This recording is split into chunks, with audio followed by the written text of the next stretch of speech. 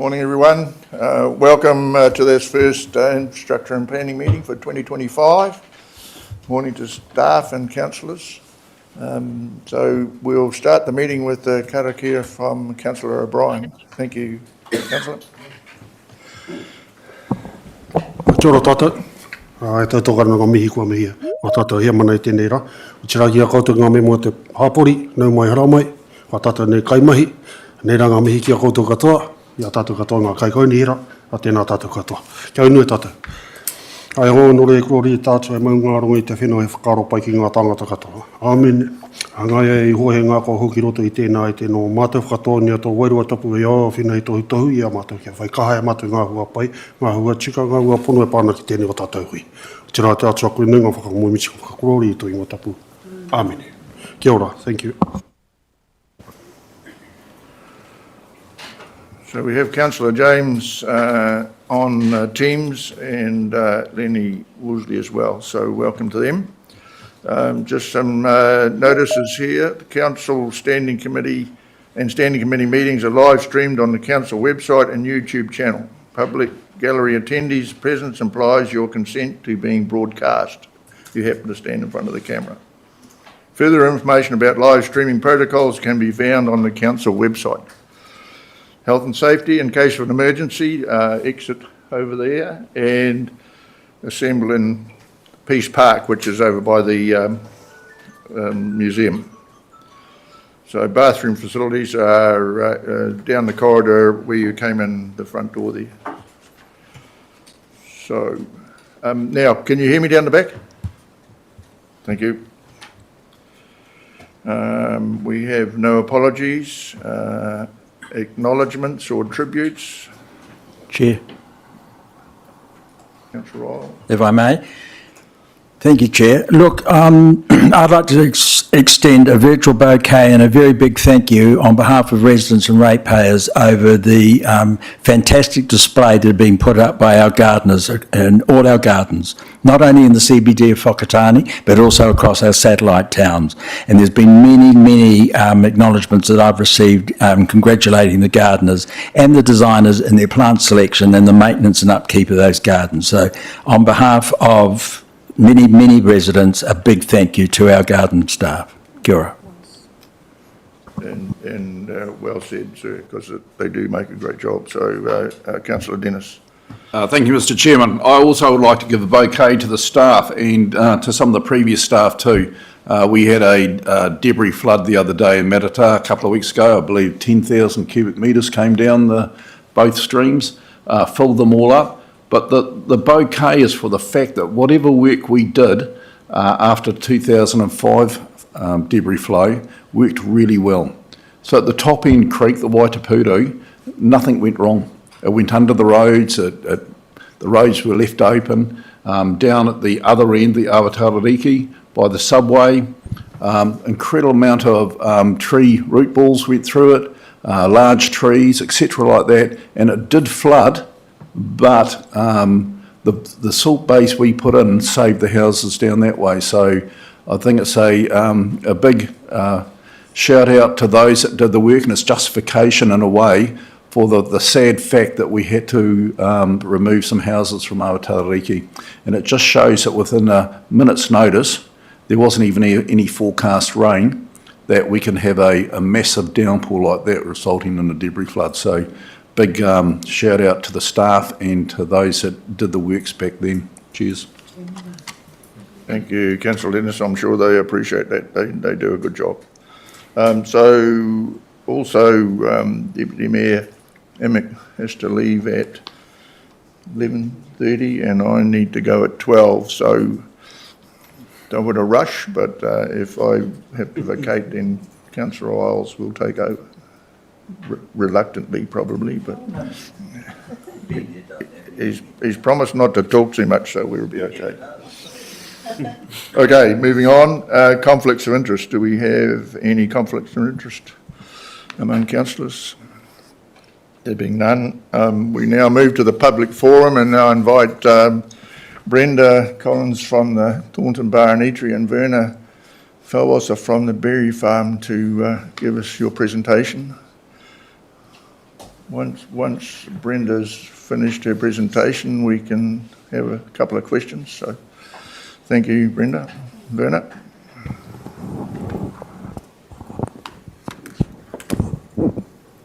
Kia ora.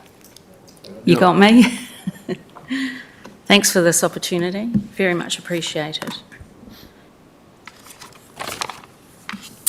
Firstly, apologies from Graham Sims from R&B's, who was intending to be here today, but he's unfortunately not able to. I speak in relation to the Thornton roadworks that started in October. The businesses that rely on passing traffic on that road during this period were profoundly affected. I first became aware when I noticed the light sign established opposite my front entrance. The impact of the closure that the closure had on the business was obviously immediate, and in that moment plans to hire a second chef and extend my business hours going into our busiest time of the year were quashed. There was no consultation with the businesses ahead of the works proceeding, and we were subsequently told that that you were happy with the extensive advertising you did, even though none of it reached the two berry farms or myself, including a letterbox flyer. I ask that you do not treat us as travellers who simply have to detour, or residential where someone may have to drive further to work. Their income is not affected, other than the extra expense of fuel. We are businesses, ourselves and our staff, earning a living from passing trade and regular trade.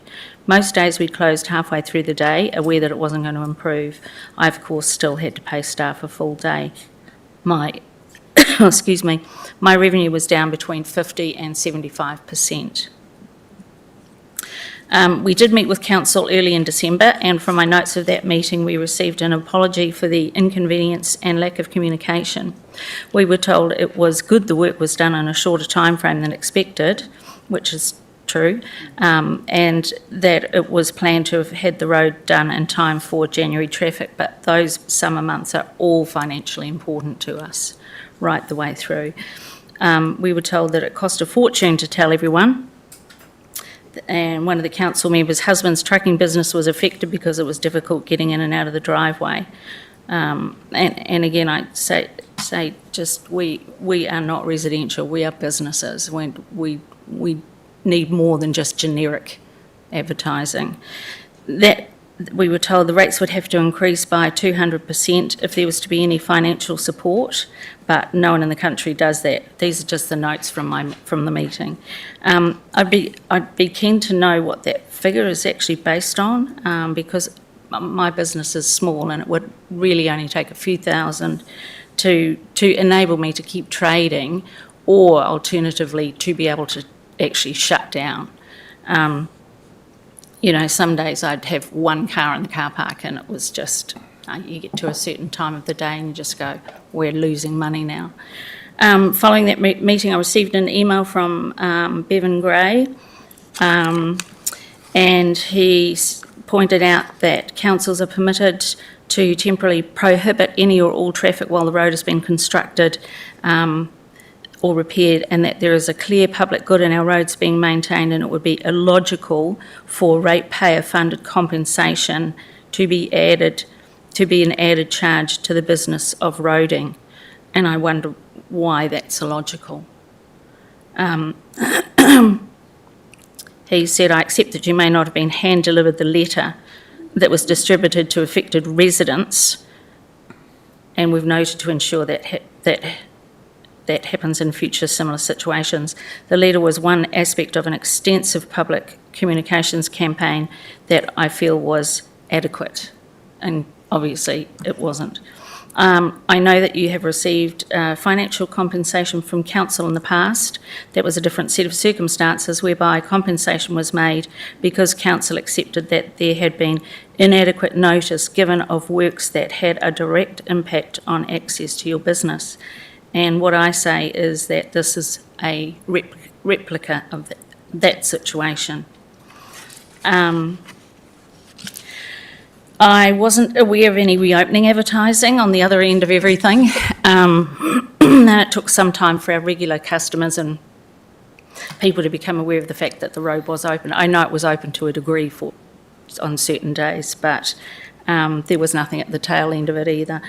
I wonder why our businesses should suffer in order for you to execute your work. I believe there should be consultation, a measure of the impact, and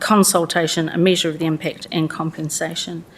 Otherwise, I guess I just want to know how it's fair and right that affected businesses should pay for this necessary work to be done. I just don't see how it's fair and right. Thank you. Have I got time to just add my 2 cents worth in, please? Just quickly. Oh, yeah. Yep, it is. Thank you. Kia ora, everybody. Just to add to her spiel, her kōrero. I just want to make, you guys all are all local. I recognise a few of you guys. Berry farms like Graham's R&B and Blueberry Corner, we're only open a short period, October through to end of April if we're lucky. We work hard through winter to be able to open that short little space, 6-7 months max. All our income comes from that period. So we opened this year on the 9th of October. 5 days later, that road was closed. Straight away, boom. No cars, no customers, no cars. Just cut off. We opened on a Wednesday. Thursday morning, a customer came in and told me, "Oh, don't forget the road's closing on Monday." I'm like, "Pardon?" The road's closing on Monday. From then on, I went into a tailspin. That Thursday morning, I didn't realise that it was closing on Monday. I didn't get a flyer. I don't sit on Facebook and read little notifications from council. I don't read the beacon. I don't have time. I don't get the beacon. So we didn't know until that one customer told me, and then I followed it up, sure enough.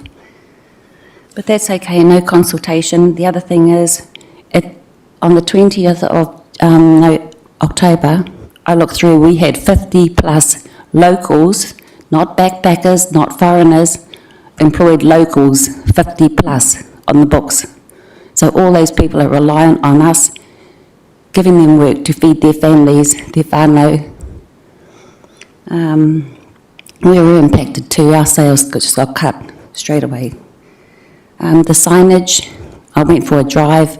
The signage was incorrect right from the very start. It had road closed. In actual fact, the detour via Greg Road was open to light traffic. I hit Hardus up, the project, project manager. So Hardus tried to get the signs changed, but he did. He tweaked them, but they were still wrong for a whole month. The public thought that road was closed. It wasn't even closed. People come from Matata, were redirected through Edgecombe, around through Awakiri to Whakatane. In actual fact, those people could have come through Matata, round Greg's Road and straight through past us. No one in their right mind is going to turn off at Matata, go to Edgecombe, come through East Bank Road to around to Blueberry Corner. That's stupid. They would never have done it. No one did it. The other thing is, I called into the shops at Matata, and they were affected too, because coming in from Tauranga, they had a big sign there, and I took photos. I've got evidence. Road closed. Residential access only. So customers, people coming from Tauranga couldn't even go to Matata shops because they thought the road was closed. They were turning off up through Edgecombe. Just basic common sense, guys. No planning, no thought, nobody cared. The team that sorted this, got this ready, didn't give any of us any thought. Yeah. The other thing I just need to add, there was one other thing that I wanted to add to this. I can't find it now.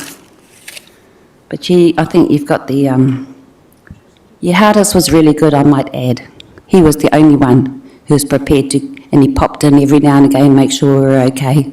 He did his best. Can't say anything about anybody else. Yeah. I think, yeah.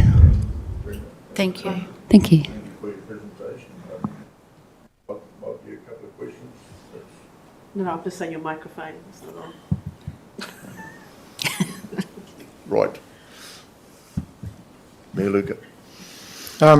Just to be clear, you accept that we all use the roads, your customers, you, everybody, and that the work needs to be done. But Yes. really your complaint is that the comms weren't good enough, the consultation wasn't good enough, and that the signage wasn't good enough. And there's no financial compensation in any way. Okay, well, thank you for clarifying that. Thank you. Councillor Tanchos.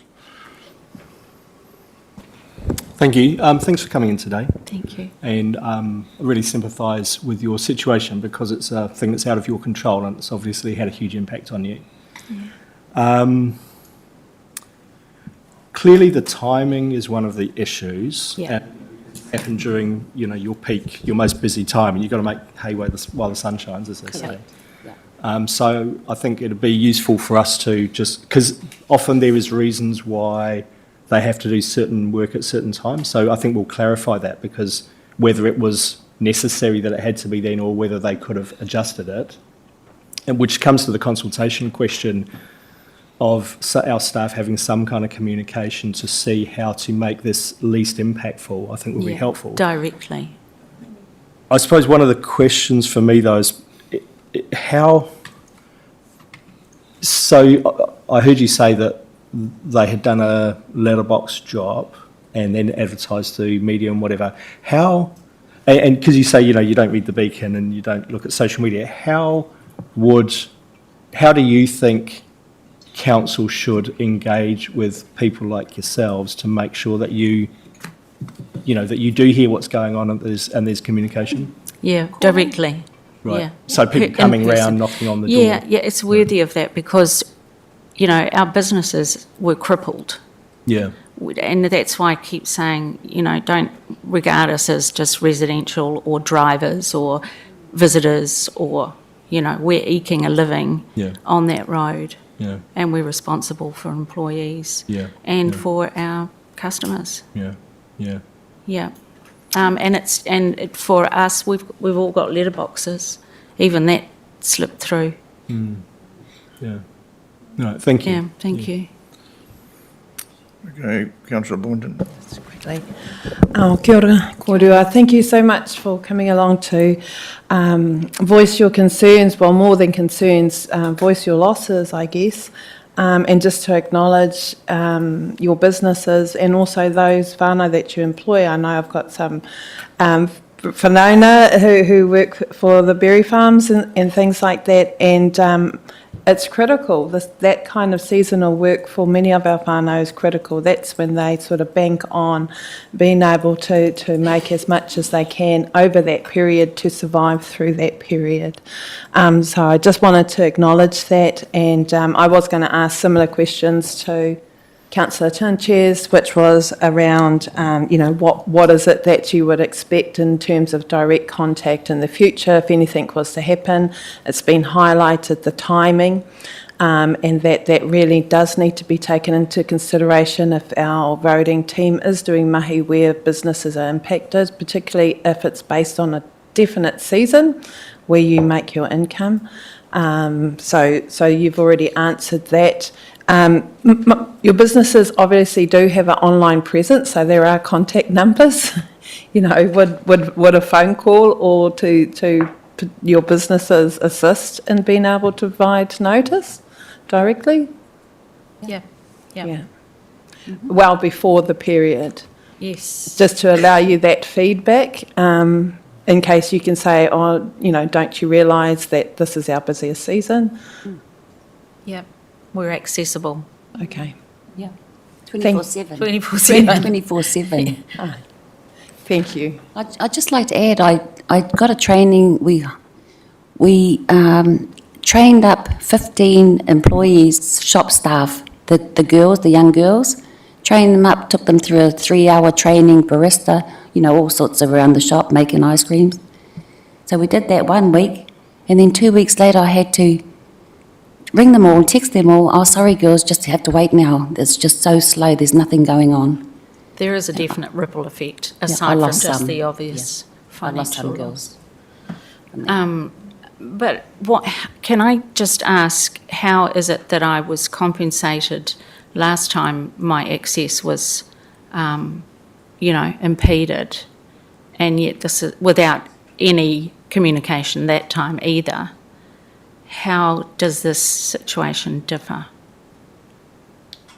I can't answer that, Brenda, but maybe previous regime, but perhaps Steve, you might have an answer. That letter, that was with Bevan, that previous, I don't think Bevan's in the room at the moment, so I'm not quite sure, but I also believe that you've had a response to that specific question. I'm not sure what the response is, except that you did talk about the circumstances were different. But I did find it interesting, so you have been compensated before? Yes, and you want to get compensated again? $4,500 for 3 days. Yeah. I imagine that the circumstances previously were quite specific. In what way, sorry? Well, I don't know, you tell me. You got the compensation. The job was the curbing on the other side of the road, whereby that side of the road was closed, and if you were coming to my business, you'd have to do a 10K loop down Hoona Road. Yeah, I think you talked about in your presentation why you got compensation last time, and it just sounded like it was a bit different from this situation. There wasn't, except that I voiced my concern and spoke to council, and they agreed to pay me $4,500. I did have a question, actually, if I may, Mr Chair. Yeah, what I'm going to suggest is that if you can, we'll wrap this up, but David has offered to meet with you and talk this through. I think that's probably going to resolve it more than. Yes, because there's not an answer right now. So. Yeah, that's see fine, if that'd you- be great. See if you want to just. Do you want me to ask my question or make some comment? I was just curious, did you have a view which ratepayers would fund the compensation? Would that be ratepayers in the entire district, or would it be ratepayers that are around your business? Would it be the other businesses that would pay you the compensation, or would it be residents, or a mix of both? Did you have a view about which ratepayers would be targeted? The short for answer that? is no, because that would be for you. Right. I'd have no idea. Yeah, there is a reason why councils don't pay compensation when works, whatever those works may be, occur around households and businesses, because the cost would be enormous to ratepayers. There's also the principle that actually works are undertaken all the time, whether it's roadworks, waters, community works, works on parks, for example. They occur every day of every year in every council, and they're always affecting people. So there is an assumption that actually over time, everybody gets affected by some works, but at the end of the day, the outcome of that works is that we maintain a really fit-for-purpose district to live in. Right, So appreciate. those are some of the principles that sit behind why there's not blanket compensation paid when works are done by councils. Can I just ask, where did that $4,500 come from then? I What have fund not- did that come from? I don't know the background to that. Right. Could it be, it would be good to know where that came from first. Yeah, well, I think David's offered to have a Yeah, conversation okay, with you that's about fine. that. I'm happy to do this another time. Yeah. So if you guys will arrange to meet and Sure. get a resolution, because we won't get one here right now, I don't No. think. So, there were a couple more questions from Deputy Mayor. Thank you, Mr Chair. Thank you very much, ladies, for coming in to talk about your business or loss of. It's a very sensitive area, so I admire that you wanted to come and give it a go. I think we're closer to getting some sort of resolution. My question was actually about how did you get the compensation last time? I It wanted to know, was- but we can discuss that Yeah, outside the meeting. okay. Thank you. Yeah. You, Mayor Luca? I was just wondering if you're prepared to state more or less the magnitude of the compensation that you might be seeking? No, because I'd have to get figures in order to do that. But honestly, Ballpark. I know that the business was down between 25 and 50%.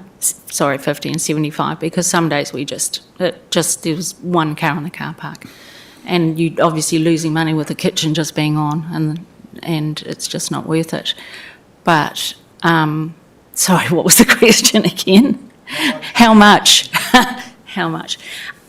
Look, I would be happy if it just covered the wages that we have to prop up, if it covered some of the running costs. You know, I'm not saying replace all the revenue that we have lost, but for us just to be able to be stable and keep staff on would be my wish. Yeah, I'm not expecting replacement of lost revenue. Thank you. Yeah. No, Councillor Rangiaho, did you have a question? Hey, kia ora korua. This won't be a financial question, but what I am wanting to get clarity on is about that communication. Thank you for raising that, and I'd like to see that communication happen directly to yourselves. Why? It's that road knowledge, the detour. You were very descriptive around the detour and getting clarification, and that will help our team and get a better engagement on that. But I also must say with the team, when it comes to, well, now I am going to go into that financial thing, that there are other businesses that I do know that were impacted by the flow of traffic and the reasoning behind that. So once again, their communication with our teams, you fellas may come to a meeting or an agreement of what that thing would look like, but also a bit of preparedness. If the roads need to be done, the roads need to be done, because it's servicing the rest of the community. Absolutely accepted. Yeah. But once again, it's also identifying both your businesses. We've been catered by your business, and the food is absolutely, it's homegrown, local. I know those kaimahi, you were one of them in the fields at the very beginning, from the very beginning, but also using your service too. So I'll be seeing you at your restaurant in the next few months. Thank you. But also taking care of us. But please, I think this is just really an indication for our infrastructure, for our roading team to have that robust, and I'm sure we can get something. Bit of respect, eh? Lovely. Ngā mihi nui. Okay, kapa. Thank you. Councillor Dennis, and then last one will be Councillor James. Thank you. I actually might forego mine because we seem to be making statements rather than asking questions, and so time's gone on, so I'll put mine off. Thank you. Councillor James? Yeah, good morning, everyone. Good morning, ladies. Thanks for bringing us forward. Just a quick question. I might have missed it earlier in the presentation, but just how long was the road closed for? A month. 1 month. 1 month. Okay, so it was a significant amount of time then. Okay, thank you. Right. So you've got some work to do and we've got some work to do. So thank you for your presentation and time, and we'll take that away and deal with what we've got to do. Thank you. Excuse me, sir, because can I just add, Blueberry Corner is owned by Māori Investments Limited. You guys will all be aware of that, or some of you. I believe we're not seeking financial compensation, but we need you guys to be aware of the impact that it had and how many whānau it could have taken out because nobody put thought into it. So it doesn't happen again. That was pretty bad, yep. I never want to see it happen again, please, ever. We've taken that on board. Thank you very much. Yep. Right. Thank you. Kia ora, thank you. So the next item is item 7 on our agenda, confirmation of minutes. Are there any corrections to the meeting minutes? And that's on page 9 of the agenda. So if not, do I have a mover and a seconder to move that the minutes of the Infrastructure and Planning Committee meeting held on Thursday, 14th November 2024 be confirmed as true and correct record? Councillor Boynton and Councillor Isles, second. Any debate? If not, I'll put the motion. All those in favour, please say aye. Aye. Against? Carried. Thank you. So item 8, reports. Three Waters Consent Replacement Program Update Report February 25 with Mr Bewley, and it's on page 10 to 25 of the agenda. So welcome to the table, Janine and Jess and Nicholas. So the floor is yours. Awesome. Morena koutou, and good to see everybody in 2025. I'll just do a little bit just add a little bit of additional information with Jess and I, and then really we'll just take the report as read and any questions. So one thing I just wanted to raise that I didn't include in the report, apologies for that, is there was a program steering group meeting face-to-face in December, which is reported in the report, but also we met with Councillor Paula as the chair in February, and we were scheduled to have a face-to-face meeting in February, but however there wasn't any major decisions required at that point in time, and everybody, we know you're very busy. So what we did at that point was we did an update report and shared that with the program steering group members. So just wanted to let you know there has been further progression this year. It's just we didn't meet face-to-face, and we will be meeting face-to-face in March to get ready for the April Infrastructure and Planning Committee meeting. Did you want to update just quickly on the bill? Yeah. So I'll take the report as read, but one clarification I just wanted to make in terms of the content was around the wastewater consent extensions. Oh, yeah. Is that better? Cool. Yeah, I just wanted to make a clarification around the wastewater consent extensions. We've got in here that it proposes a 2-year extension, and that's correct, but the extension is actually from when that bill becomes law, not to extend our 2026 deadline to 2028. So say by the end of 2025 it becomes law, that then gives us till the end of 2027. Yeah, just wanted to make that small clarification. Yeah, okay. Thank you. So questions of clarification?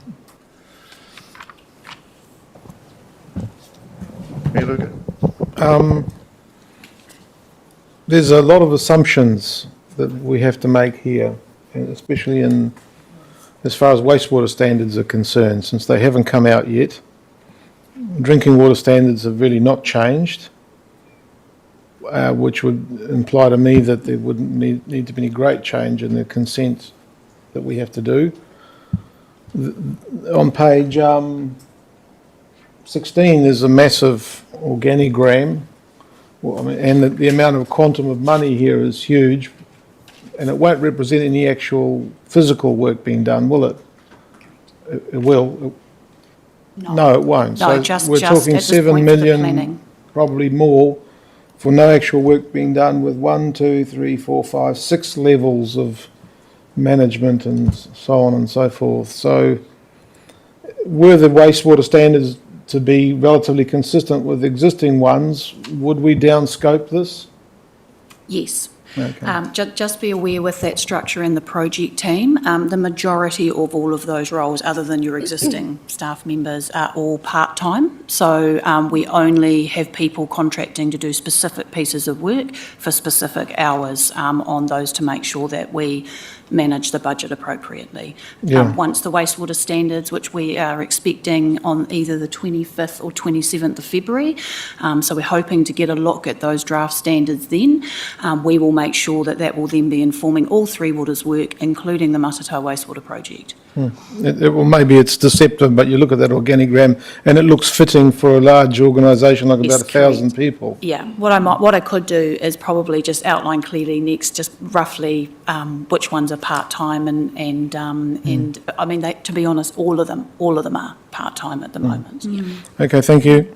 I think, though, we're better to know the worst-case scenario now, and it gets less rather than the other way around. So, Yeah, and we also haven't appointed a couple of the project managers because we have to get clarity on the scope of the project to make sure the skills, the time and the contract match what we require. So there's still a couple of extras to come in, such as the Whakatane Edgecombe project.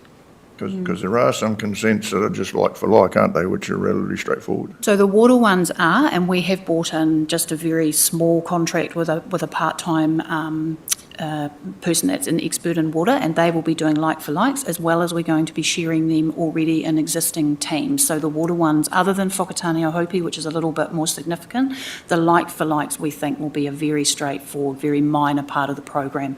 The budget will predominantly be in the wastewater space. Thank you. So if there's no further points of clarification,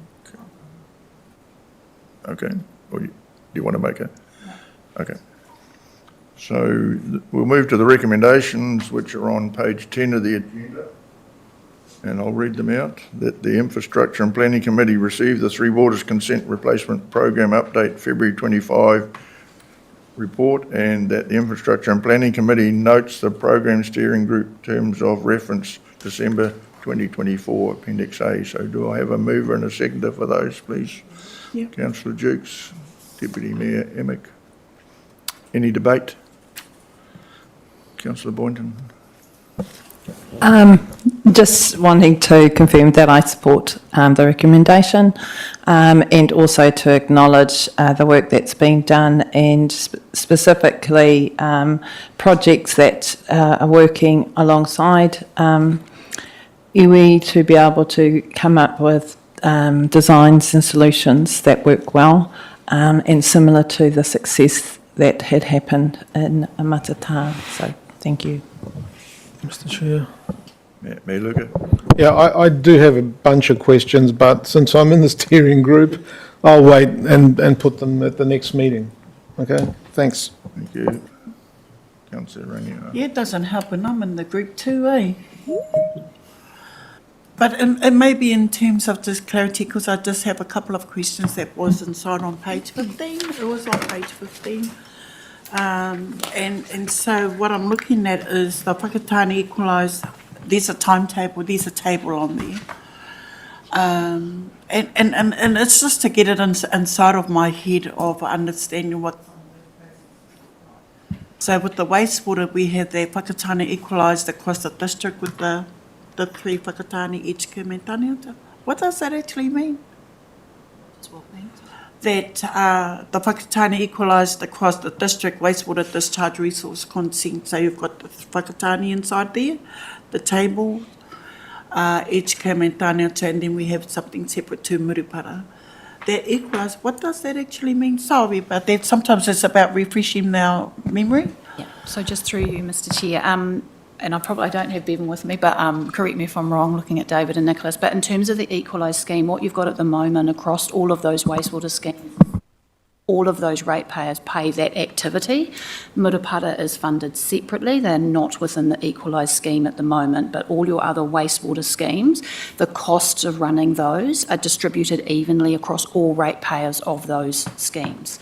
So it's in essence, it's equally paid for by all the ratepayers, regardless of where they live on those schemes. But it would be separate for Murupara. At the moment, Murupara is separate. I understand there are discussions elsewhere in terms of conversations about how you want to fund Three Waters going forward. Okay. At the moment, they aren't part of the equalised scheme. Just a bit of a...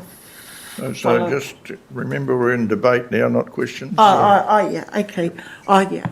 I don't want to cut you off, but if you've got further comment. Yesterday there was a spreadsheet given to us. I asked for their spreadsheet. From yesterday. Yeah. It had it all. Okay. Thank you. Okay. Anybody else? Councillor Tangos. Thank you. I'll just make a contribution to say it's really welcome to see this report and these the structure that's being put in place. Since I've been on council, I've been aware that there's these looming kind of consent matters coming up, and it's felt we've kind of procrastinated for quite some time. And it's really good to see that we've got a proper structure in place. Looking forward to see the reporting coming forward. And it gives me a great deal of confidence to see this work being done, so thank you. Right, so we have the recommendation been moved and seconded.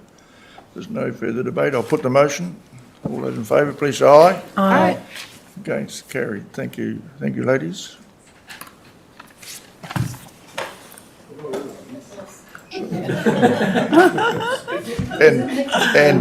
and Nicholas. Yes.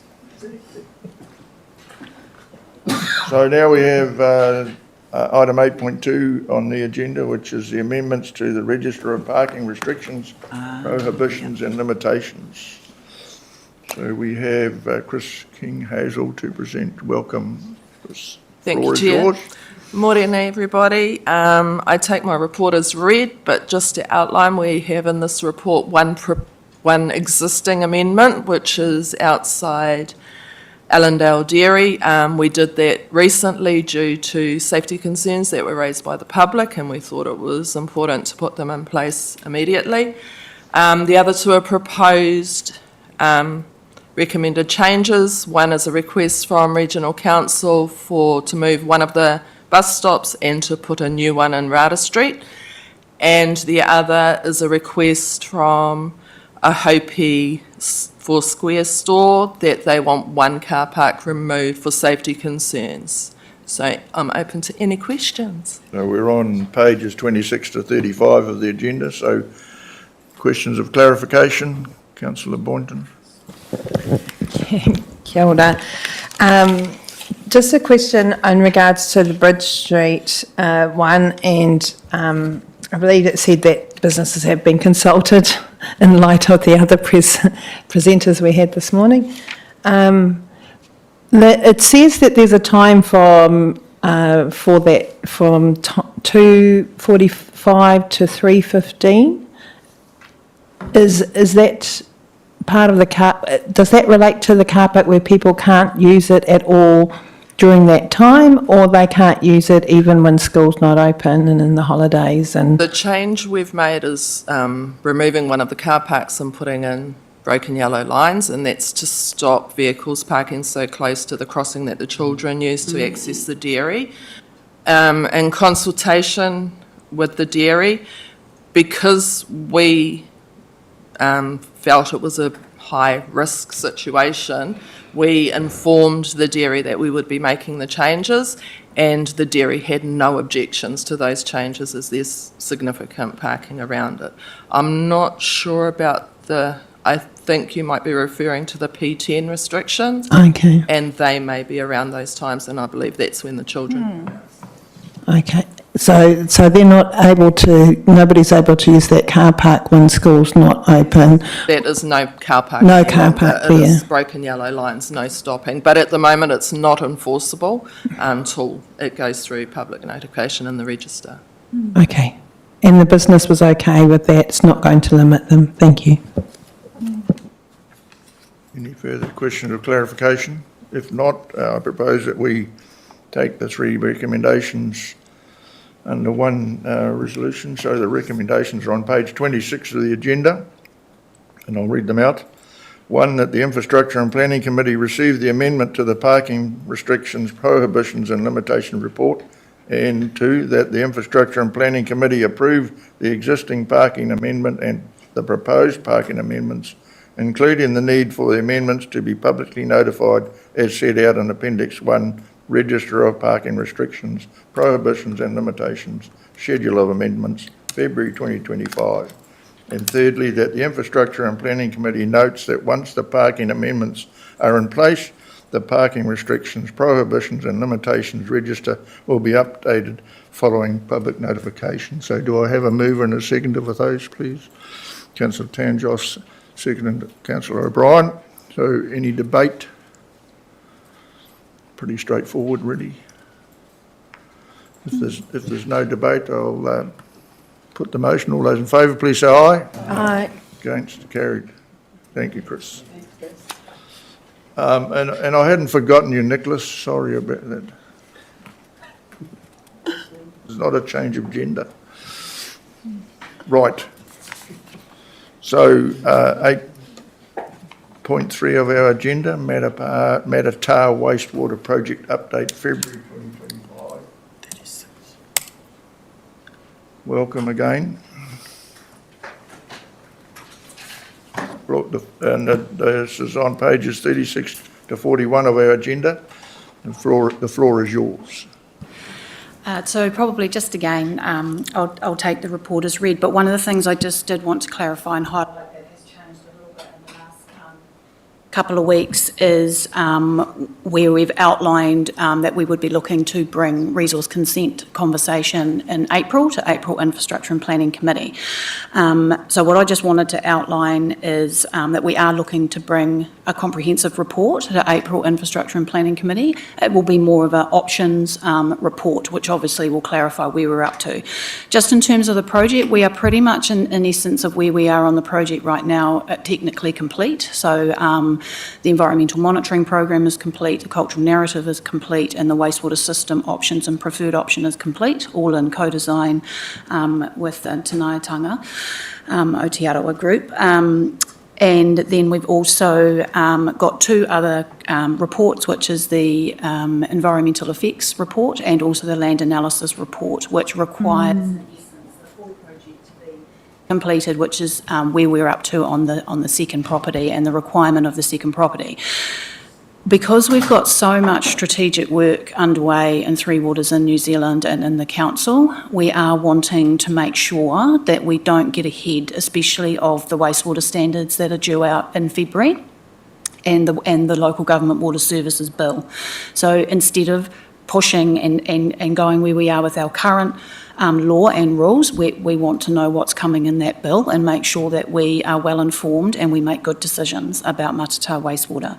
So we also are aware that the spatial plan conversation is underway, and as we know, a critical, significant piece of infrastructure such as a wastewater scheme needs to really fully understand and provide for growth if it is required. And so we are also aware that a preferred scenario through the spatial plan will also inform the Matata wastewater project.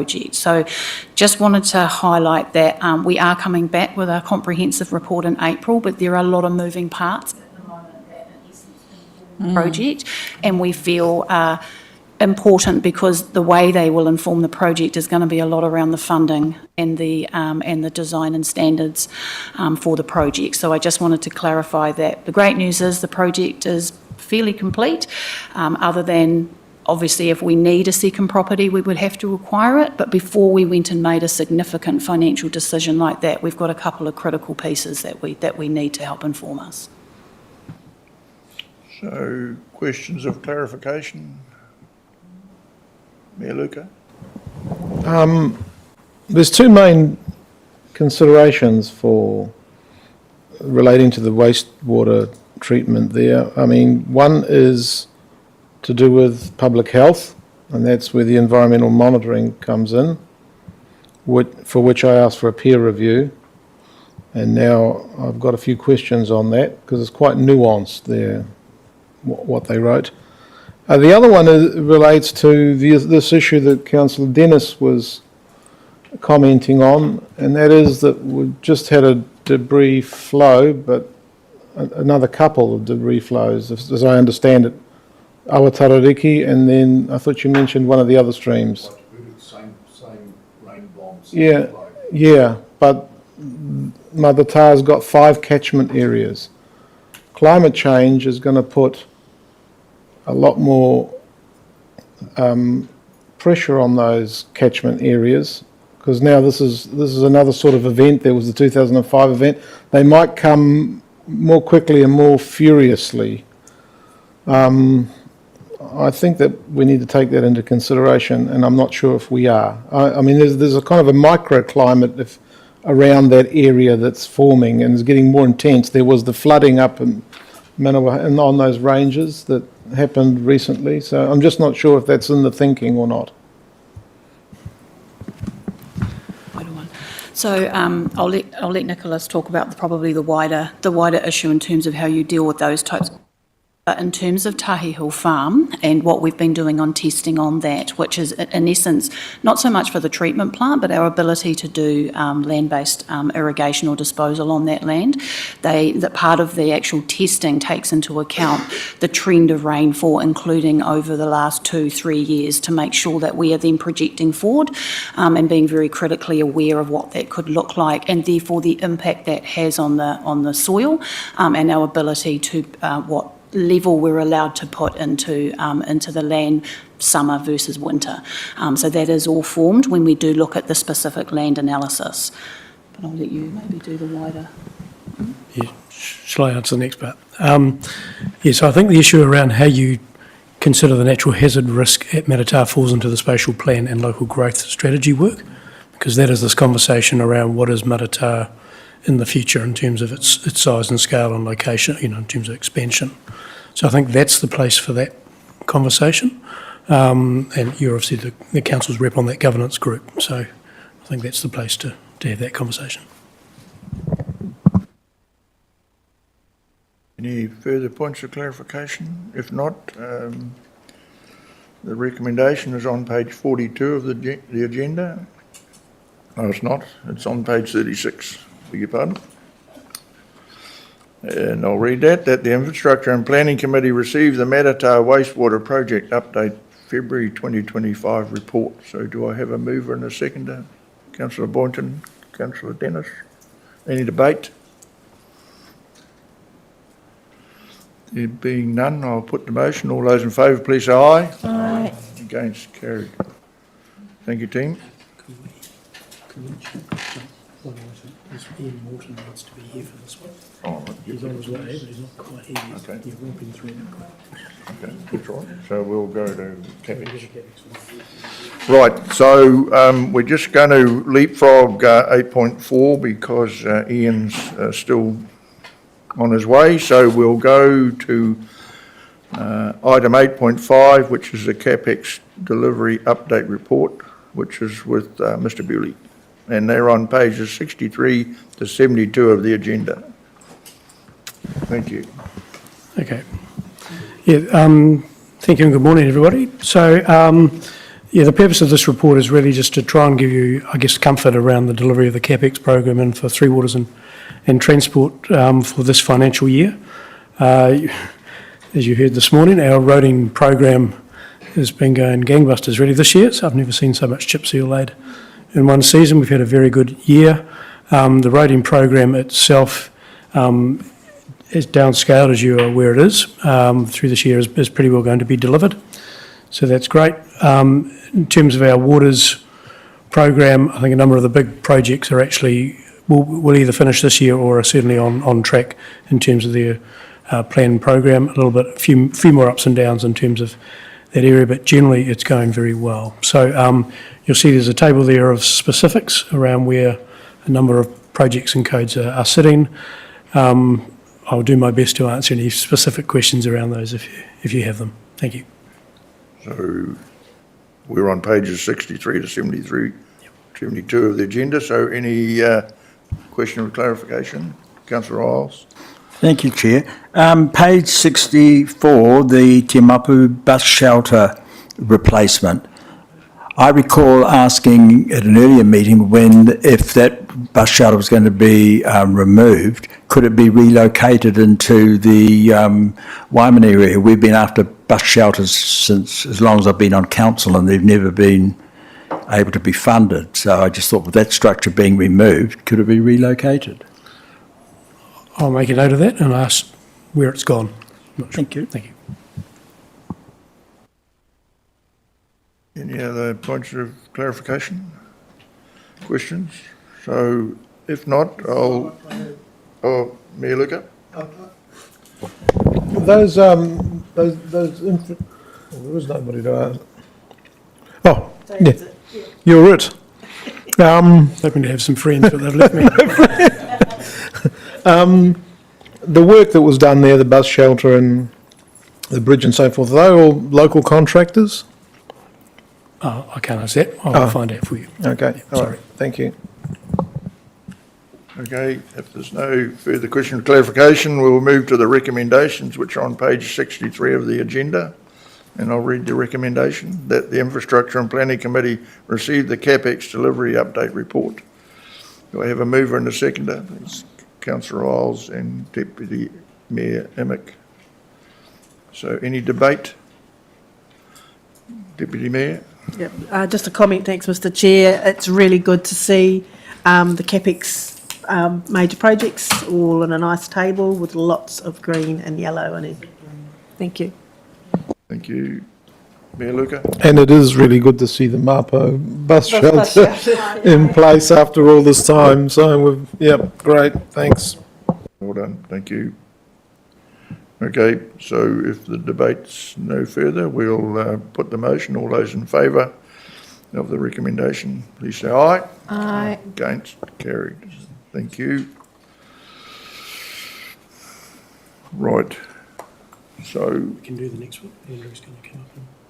Oh, yeah, so we'll move to 8.6, which is Local Water's Done Well, February 2025 update report. Andrew Dalziel, welcome, Andrew. Floor is yours. Kia ora. I'll just take you through one or two updates or a wee bit more detail about the report. And perhaps if I just start reading from section 4.2, those regional discussions. So that first paragraph there, that's just updating you, and I think you're aware the Mayoral Forum received a nominal Bay of Plenty multi-council owning CCO model. So the Mayor's asked the CEOs to do that piece of work. It basically just sits on a shelf, and if one or more councils decide to form a CCO, they can use it or not. Sorry, too close? Too closer. Okay. So we'll see if it's used. There's nothing compulsory. You'll be aware that Tauranga has actually made a decision to form a shared CCO, and I think they want to start about 1 July 2026, and they've said they'll go it alone if no one else is ready, but their preference is for it to be a shared CCO. So, and that they tweaked their resolution slightly from December. They were very concerned, or a number of councils were concerned about debt headroom, but they've made it a more general resolution. So that's sitting there.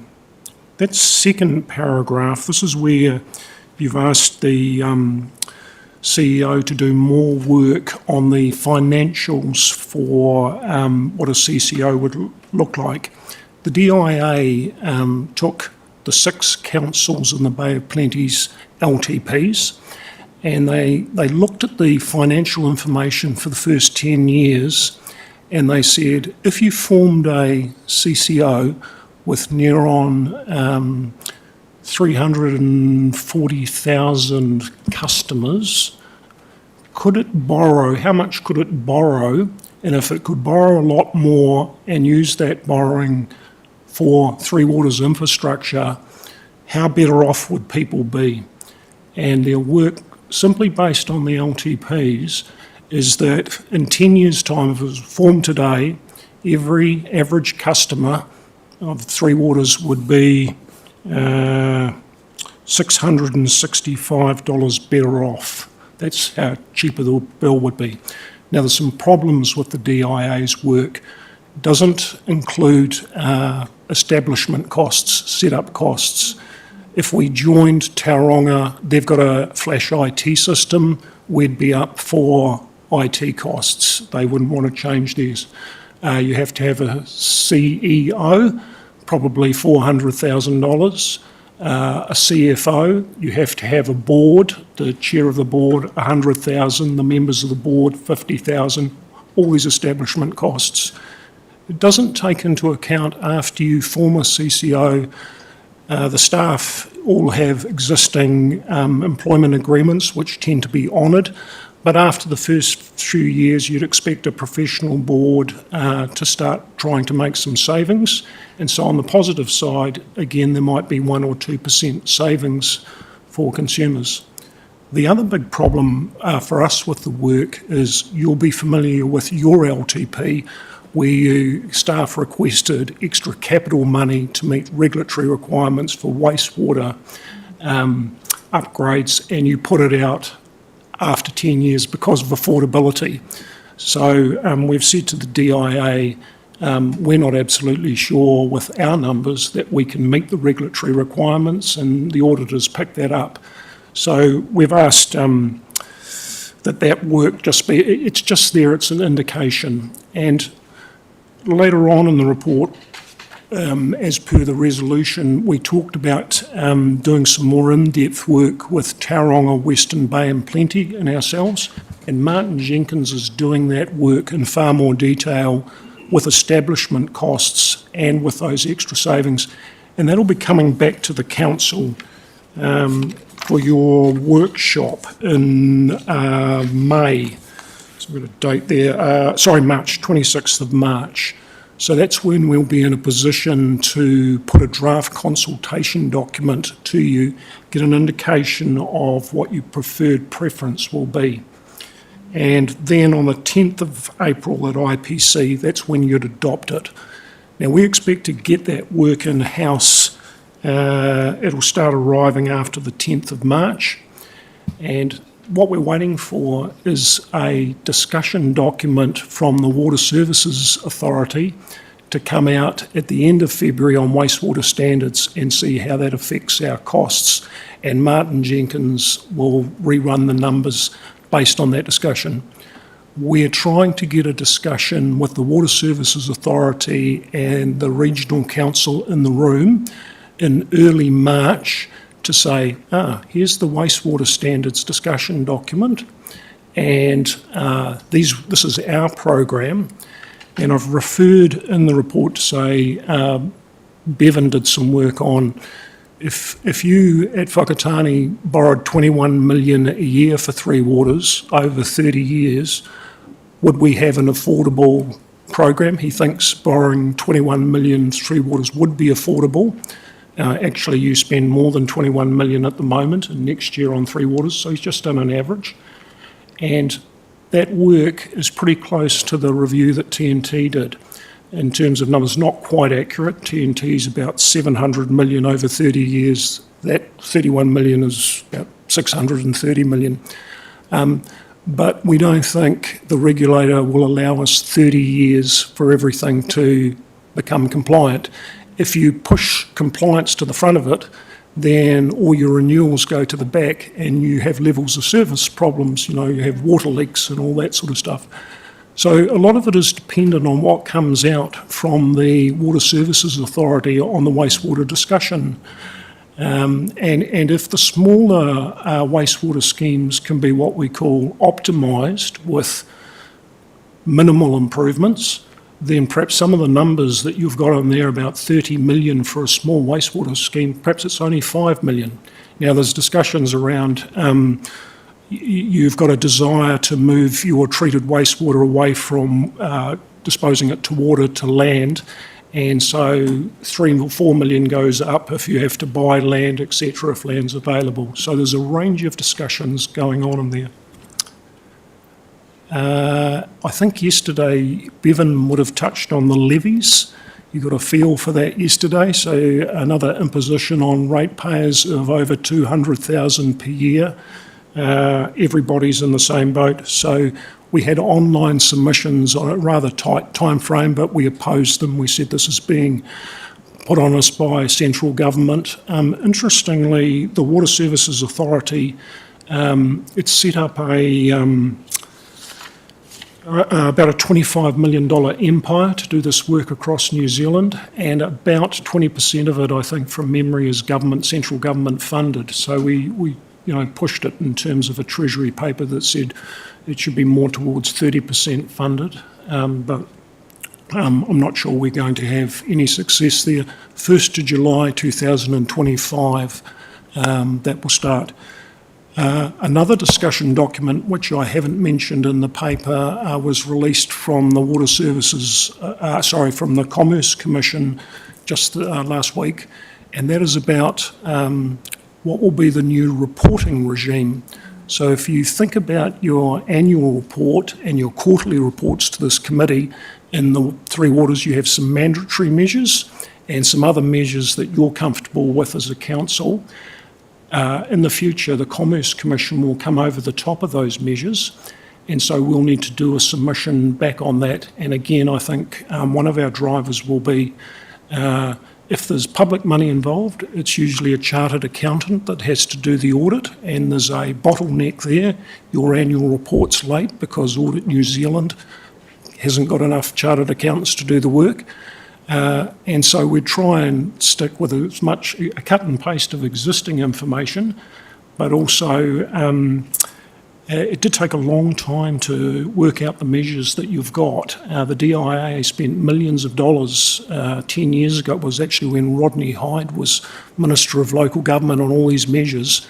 And so there's a sniff there that this new body is going to be spending a bit of time trying to get some measures that they think will assist with providing clarity about how the water entities provide water in the future. Enough from me, Mr. Chair. Thank you. So that report's on pages 73 to 78 of the agenda. So do we have any questions of clarification? Pretty straightforward, Mayor Luca. Thames Coromandel is mentioned in there. Where did that come from? Because they've never been in any of our discussions so far. Do you want to comment, Steve? Or? Oh, I'm just surprised to see them. Yes, one of the conversations that started early with Tauranga and Western Bays on multi-council CCO included Thames Coromandel. So they're part of our conversation around whether a multi-council CCO would work in the Western Bay, and we were sitting in on those conversations as well. Just that it's never been mentioned in the mayoral forum as far as I know, and that's the forum that started the modelling, supposedly. The conversation might have started after the last mayoral forum meeting. Would that be right? When was the first meeting? It was like early December, I think. It was a meeting in December, I think, yeah. Yeah, the mayoral forum was. I think, through the chair, at the mayoral forum, I've heard of it, not officially in the meeting, but around. I mean, a whole lot of things mentioned, but that it's actually in there becomes a bit of a surprise. Andrew, another supplementary, if I may. TCC in Western Bay are charging ahead. What are the consequences of us trying to team up with them later on in the process? Kawerau and Aporaki are willing to hear things, same with Rotorua. So it seems to be that those two are going ahead. We're still trying to make up our minds. What happens to the latecomer? The Tauranga City Council's resolution is quite clear about latecomers will be welcome, so they'll set it up in a way that other councils can join in a fair and equitable manner. I'm not so sure about Western Bay of Plenty is tearing ahead. I could be wrong, but I'm not quite sure where those conversations have got to. But your question about a staged approach, yeah, that's a possibility. It may be slightly more complicated. It delays things. It takes a bit of time, but there's certainly an option that could be on the table. Be interesting to see what Martin Jenkins actually come back with in terms of financials when you have your meeting in March, but there are a whole range of other things you have to take into account other than just the financials. So at this stage, Western Bay of Plenty and Tauranga City Council still hasn't consummated their relationship. They're still not joined at the hip on this? Not as far as I'm aware. Okay. Councillor Dennis. People are talking, and it's probably not fair for us to make assumptions about what they're talking about. We're not in the room with them, but from what we understand, they haven't signed any agreements together, but could be wrong. I don't know. Also, if you think about the consultation process under the bill, The first round of consultation is for communities to consider a range of options. Some councils might be in an advanced position where they can go out on that consultation document saying, if we were going to do a multi-council CCO, it would be with this council or these councils. Councillor Dennis. Thank you, Mr Chair. Thank you for your report. And what are the dangers of getting into bed with someone of the size of Tauranga Council? Now, obviously, their water department and Three Wards department would be incredibly larger than ours. And is there a danger of being pushed to one side, even if we were in the same agreement? And number two, what dangers are there in joining with a council that size that has the amount of debt that they've got compared to us? Thank you. Through the chair, I think the second question should be addressed to Martin Jenkins when they come back to you. The first question, from my observations and background, I've been in local government since 1989 and worked for about 6 councils. You have strong control over your 3 waters, and if you think of your day here this morning, you've got papers and reports coming to you. You are local people. You can interact with your officers and you can direct through your CEO any changes you want. You all have one vote, but you're in control. When you have a larger organisation with something like Tauranga in it, you are going to lose that influence. You may, there'll be a professional board with a chairman and 5 other professional directors, but you would expect another board or committee to be formed, and you'd probably have a member on that committee that would report back to the council. So my history has been at Wellington City Council with Wellington Water, where Wellington Water is the provider of the service, but many of the complaints still come to the council and have to get passed on. So I think it is, again, you'll get Martin Jenkins and the technical reports coming back about the savings that could be made in the future, etc. But on the ground, you have to take into account decisions, or you'll be thinking about who is the chairperson going to be of the water entity, who are those directors, who are the people who are out there who could do better than we could with our knowledge. Hopefully that's a helpful reply. Mayor Luca. Andrew, you've been around local government for a long time, and so you understand how slow or fast things go. At the rate at which we're moving at the moment, do you think that this can be locked in before the term of the present government comes up? Because there's only like a year and a bit, and then Steve has mentioned consultations and all the rest of it. It's all going to take a bit of time. I guess we'll get this beyond the point of no return at some point. But do you think they can push this through and within this term? Or will we be back to the drawing board again if something happens? You're reflecting on the Labor government coalition that was wanting 4 big entities, and that didn't go ahead, and time's moving on with the current coalition. At the moment, my understanding is the political will there is to make it happen. From a central government point of view, they haven't lost any emphasis in terms of directing staff to make it happen. Will it happen or won't it happen? I mean, this is local government, and water is very contentious. The public need to have a say. Even the consultation process, the government has tried to direct that there would be no hearings. They're going to the site. You may want to have hearings. You'll discuss that. These things can take a bit of time. Councillor Boynton. Thank you, Andrew, for your presentation and of the report. I just had a partai. So you mentioned about the different modelling that's being done in terms of, the whole Bay of Plenty one, and also looking at, if we were going to join up with certain bodies, tauranga, if they're open, but also what we would do ourselves and what's cost effective. That does still...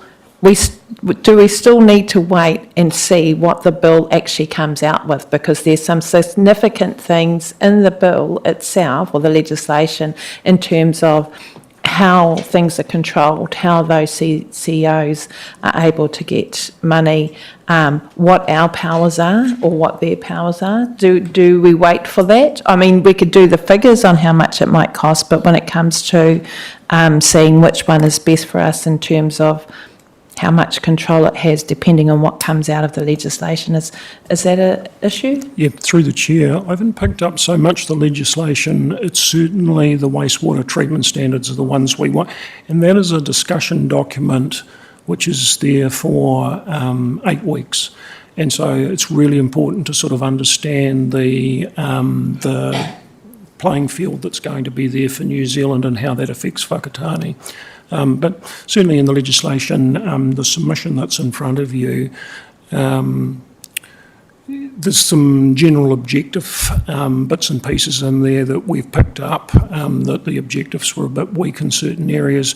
But then at a technical level, there's a whole lot of technical stuff in there where the power seemed to be going back to the private landholder, and if you've got people with sewage leaks on their properties, normally, and you're really concerned about it, and they didn't have the ability financially to fix it up, at the moment you can direct, that you get in there and do the work. It's a bit harder to get the money back off people, but the direction of the bill was moving in the other direction, that it would be you have to go to court over it. So there's bits and pieces like that all through the legislation that we're aware of. Okay, so there's no further points of clarification. We'll move to the recommendation on page 73 of the agenda. What I propose before we get there is that we'll take a break after we've moved this resolution, and then Annalise and Ian will have you after that at 11:30. So we'll do 10:30. Sorry. So we'll do Annalise first, and then Ian after that. So the recommendation that we're currently looking at now is that the Infrastructure and Planning Committee receive the Local Waters Done Well February 2025 update report. Do I have a mover and a seconder? Mayor Luca, Councillor Tangelos. Is there any debate? If not, I'll put the motion. All those in favour, please say aye. Aye.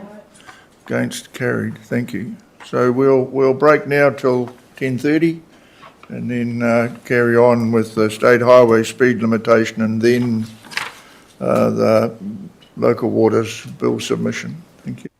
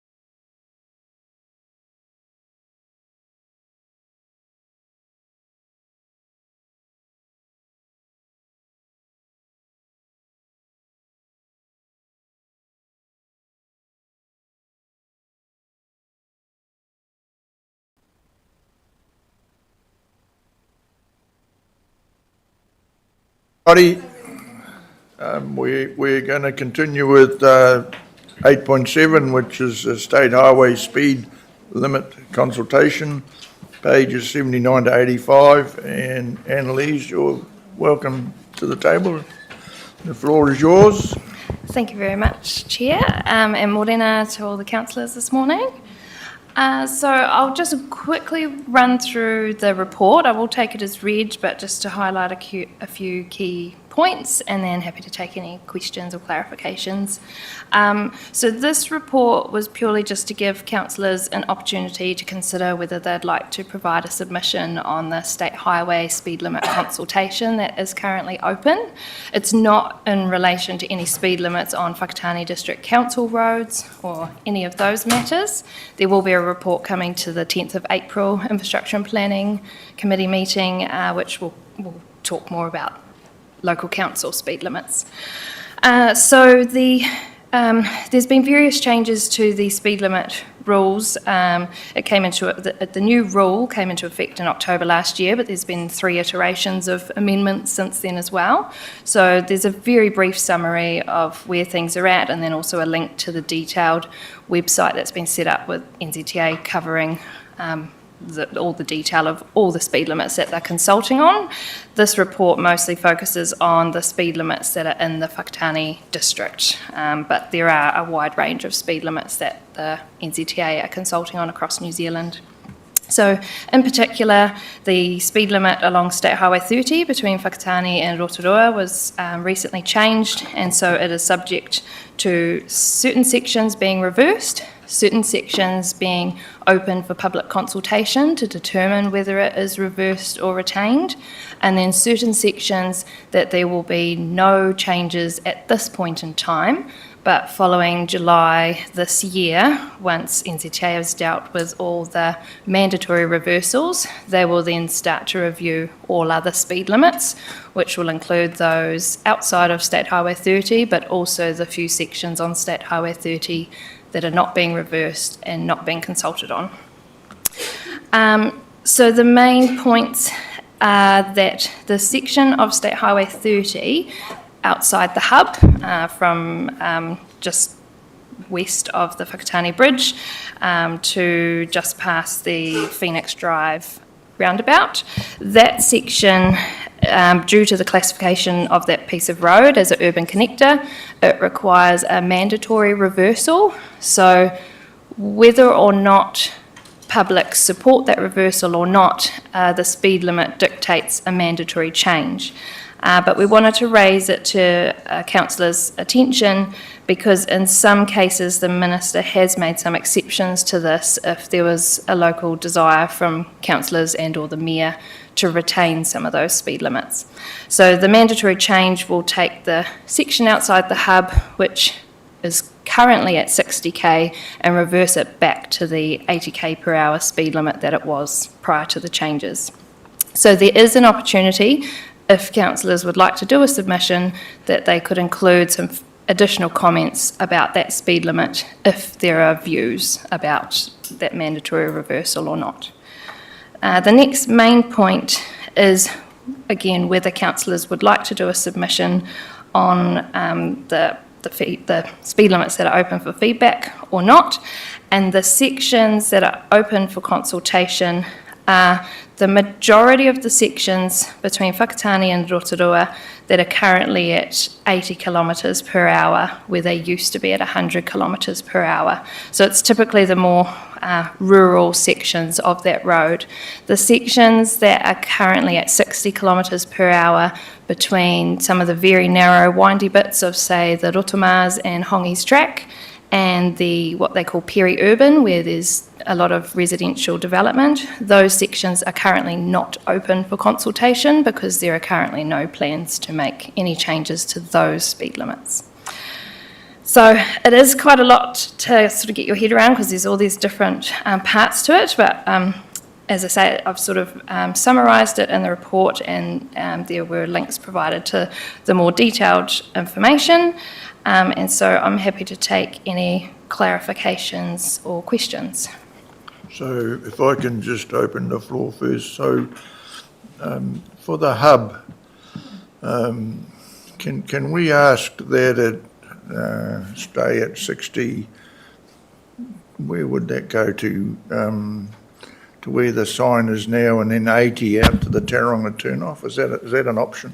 So, yes, the section that ends basically just outside Bunnings, where it currently changes from 60 to 80, if there's desire from councillors, they can request that that piece alone remains at 60. One of the points that is not open for consultation at the moment, because it's to stay at the current speed limit, is the very first section of 80 kilometres outside of from Bunnings to, I think it's just west of the Shore Road intersection. If you look at the table in section 4.3, it's the very last section. So yeah, west of Shore Road intersection to west of Phoenix Drive roundabout, that has been classified as peri-urban, and so at this point in time that will remain at 80 kilometres per hour.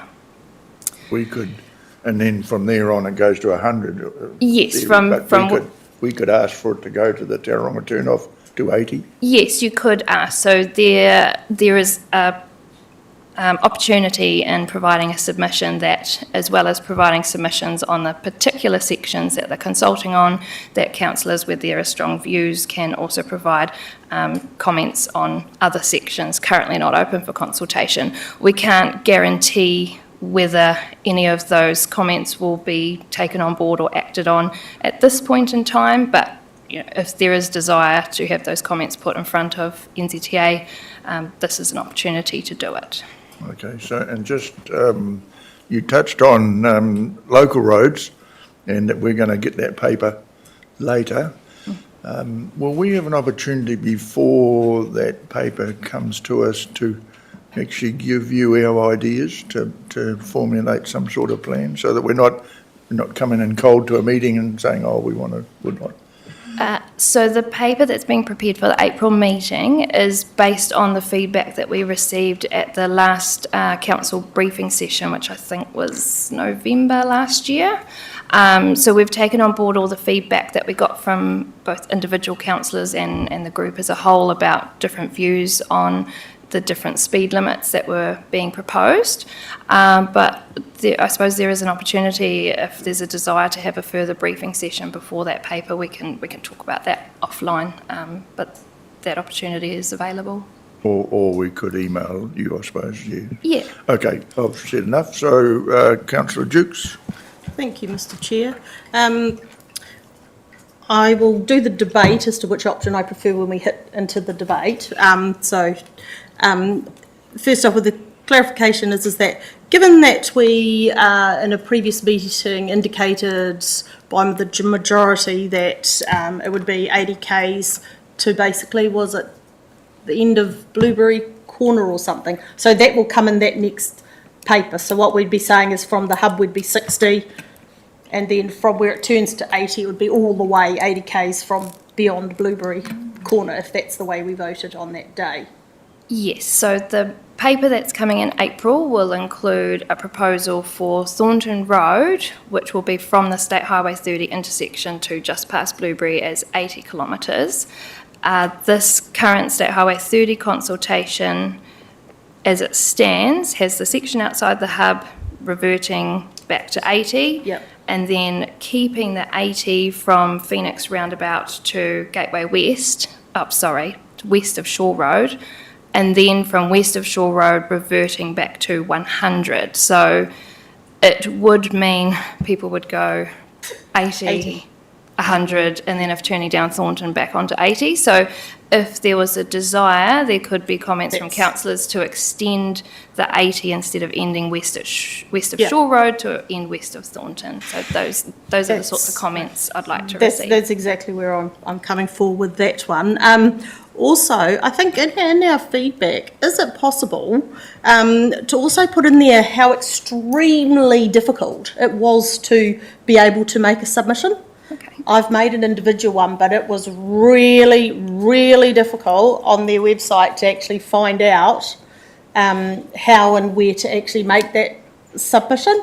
so that maybe they could make that process a lot easier for people.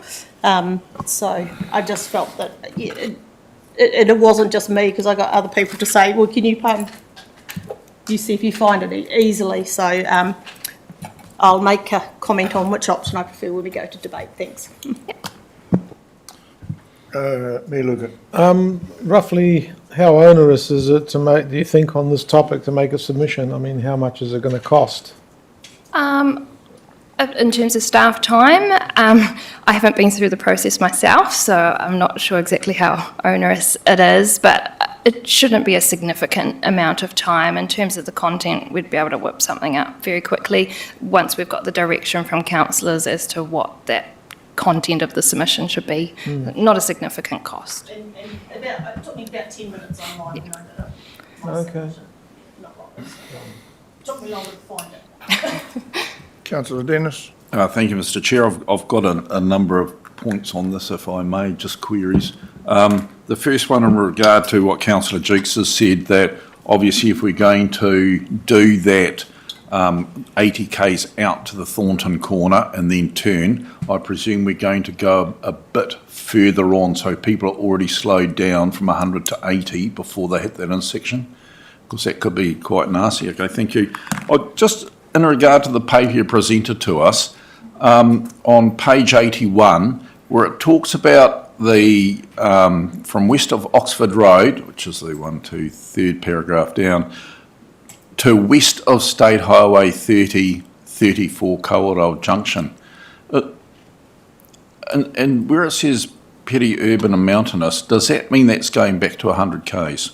No, so that is the section that's not being reverted and currently not being consulted So that's on. the top one. That's the top loop road to Kawerau. So when travelling to Rotorua, it's the most western intersection, the intersection closest to Lake Rotorua. Yep, thank you. And it's where the speed limit changes as you just start to enter the windy part of the Rotomas. It changes to 60, so that 60 will stay in place from there until post-July. They'll do that broader consultation and consider changes at that point in time, but it's... So if you go to the previous page, 81, where it says State Highway 30 to Lake Rotorua to Te Teko, west of State Highway 3034 to west of Huia Crescent.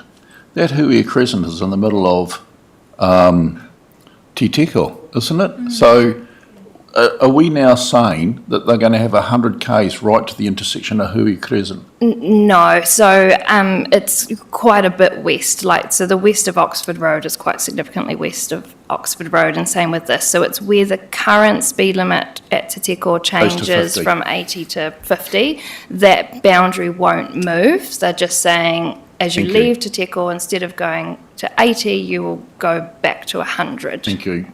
Because we did move the 50k out past Eva, so that'll stay. Thank you. The other one is where they talk about northeast of the State Highway 2 to State Highway 30 Awakuri Junction east to west of Shore Road, 80 k's. Now, we pushed that 60 k's or out in Awakuri right out almost Angle Road. Is that going to stay there, or are they going to push it back to the junction? Yes, so through the chair, I did get clarification on those boundary changes that were made, and because the sections that are adjoining those boundary changes aren't changing on one side, the peri-urban side, that boundary position is not reverting. So where the sections at Te Teko and Awakuri currently are set at 60 or 50, those transition points won't move. It's just the exiting speed, instead of being 80, would be 100. Awakuri, Mapo, and also Te Teko are going to stay. Yeah. Thank you very much. Thank you, Mr Chairman. Any further points of clarification?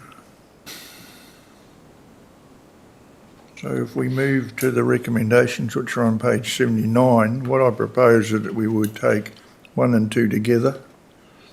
Then we'll do 3 on its own. And I think we probably want to, I'll ask for someone to do an amendment after item 3 that would include those little changes that we're talking about, Annalise, if that would work? Yes, that works. Or recommendation number 4 is a section I added for any additional relevant comments. So Okay, happy so to take direction. we could add them into that. Okay, right. All right, so recommendations, page 79. So if we take 1 and 2 together, that the Infrastructure and Planning Committee receives the State Highway Speed Limit Consultation report, and 2, that the Infrastructure and Planning Committee directs staff to prepare a council submission on the State Highway Speed Limit Consultation. So do I have a mover and a seconder for those two? Councillor Dennis and Councillor Ringiaho. Do we have any debate on around that? If not, I'll put the motion. All those in favour, please say aye. Aye. Against, carried.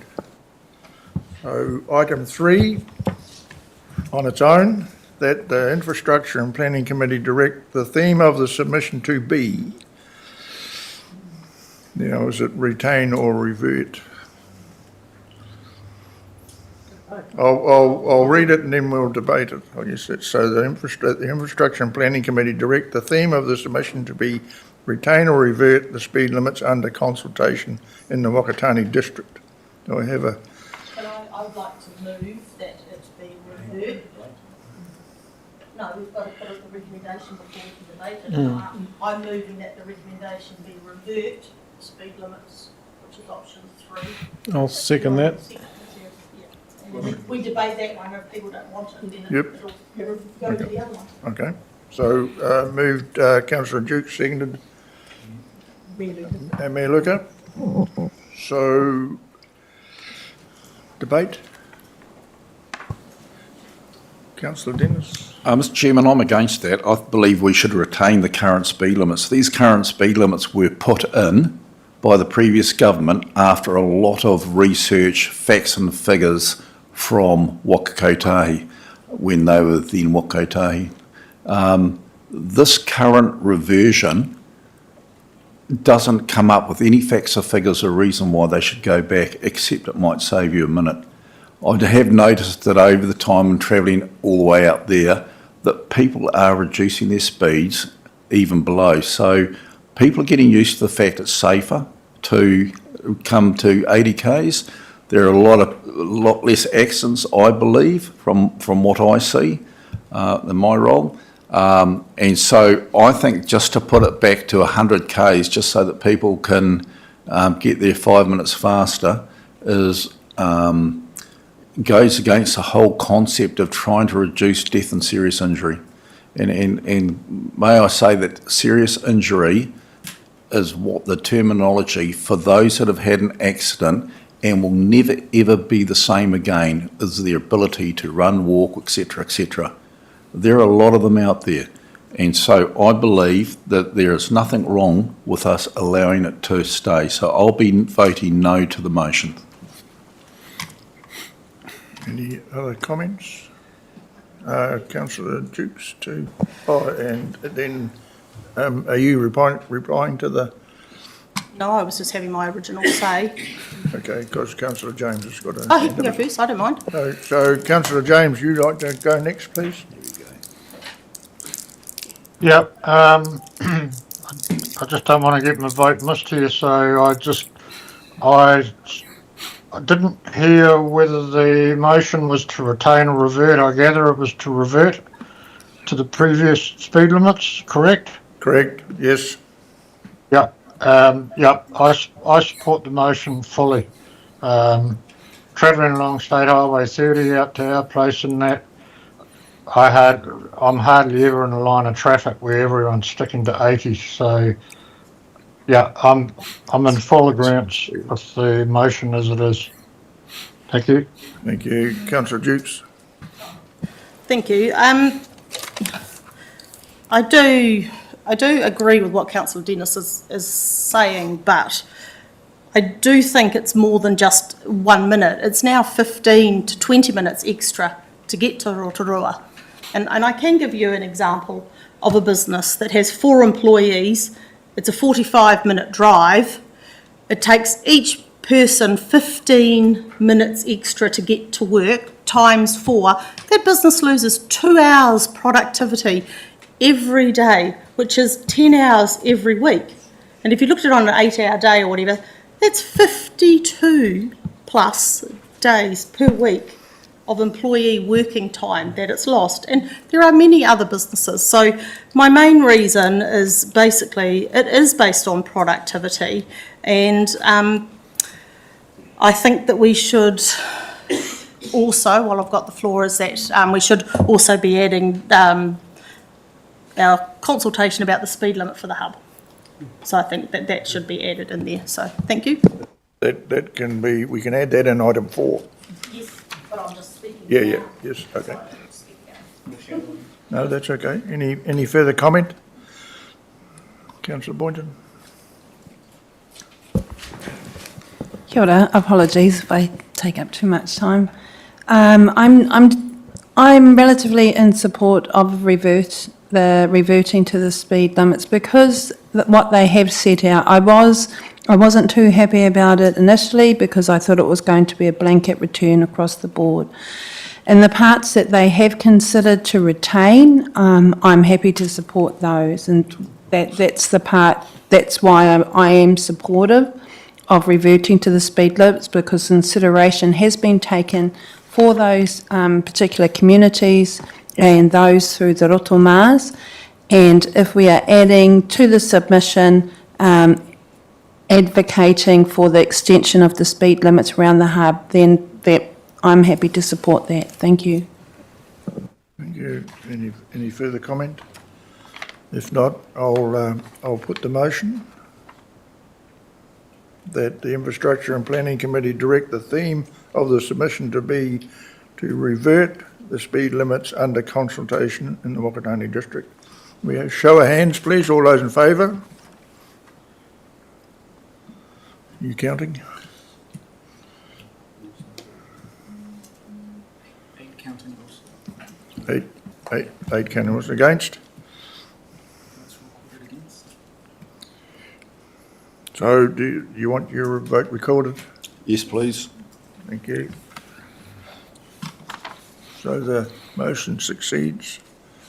So we revert, the submission will be to support reverting speed limits. Thank you.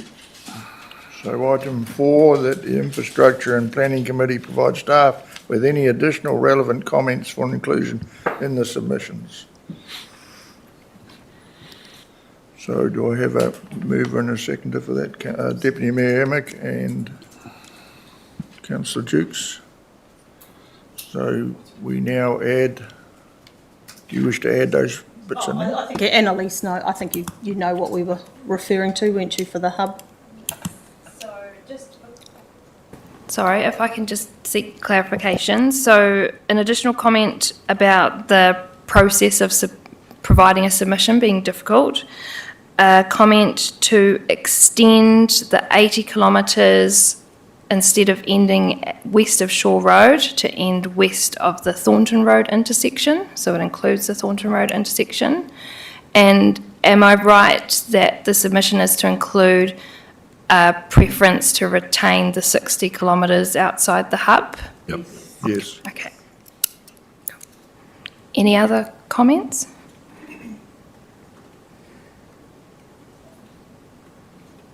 It's clear. Councillor James?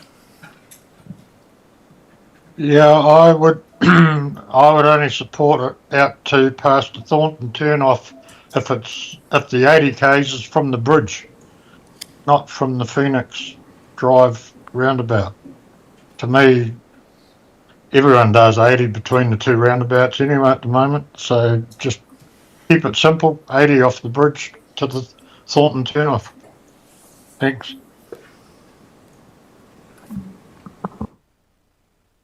Councillor Townsend. Well, just in response to that, I disagree. I mean, my experience is that most people do slow down between the bridge and the next roundabout, and it doesn't make sense to me to have people, speeding up to 80 in that very short stretch of road and then having to brake hard to when you get to the roundabout. It just doesn't make sense. So I totally support retaining 60 by the hub and then allowing it to go up to 80 after that. Thank you. Mayor Luca? May I ask a question about the incidence of road crashes in that stretch between the two roundabouts? Has it decreased between when the speed limit was reduced and prior to that, or has it had no influence? Through the chair, I don't have the data on that. Apologies. I can have it looked up, but I don't have it handy. Yeah, well, that sort of influences whether or not you want to reduce. Anyway, thank you. Deputy Mayor Emick next, but I follow what Councillor Tangos is saying, is that hardly any point in, whilst I'm a bit of a petrol head, there's hardly any point in speeding up between the two roundabouts. So, Deputy Mayor Emick. Thank you, Mr Chair. Hi again, Annalise.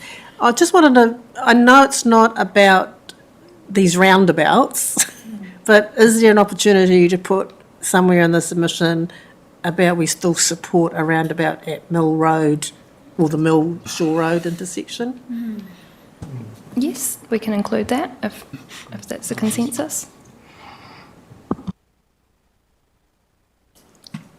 Okay, any further discussion on that? Councillor Dennis. Thank you, Mr Chairman. One of the concerns I have, and it came up at the Road Safety Operational Group about whether we're going to go one way or the other, and in the end it was a bit split because the petrol heads versus the turtles.